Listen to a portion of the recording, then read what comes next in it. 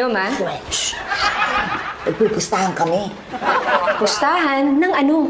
Kung ano lalanggamin, yung ketchup o yung mayonnaise. Anong trip na naman yan? Wala.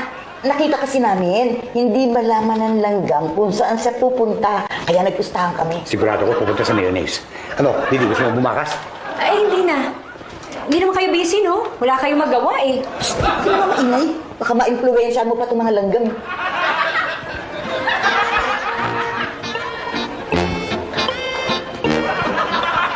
Ayan, lumalakad na sila papuntang ketchup.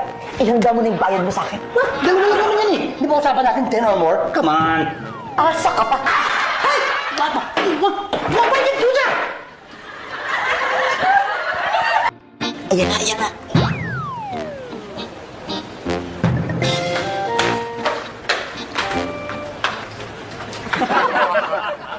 Si Berta ba yung pinapanood niyo? Kami, nagpupustahan kami ni Tommy. Si Berta yung pinagpupustahan niyo? Hindi siya. Yung winawalis niya. Pupusta kami kung saan dadakutin ni Berta yung kalat. Sa loob o sa labas. Pati ba naman niya? Hindi nakarinig ka. Ay, well, halika. Hindi mo ba dadakutin yung winalis mo? Hindi. So you see? Dadakutin mo sa labas, hindi ba? Hindi rin. Hindi? Saan mo dadakutin yung winalis mo? Wala. Diyan na lang. Wala naman tayong dustpan eh. Mimi, anong pustahan natin ngayon? Huwag ka nga maingay. Why? Nanonood ako ng Pera Pyramid. Oh, ano meron dyan? Ayan o si Pepito. Contestant oh. Oo nga, no?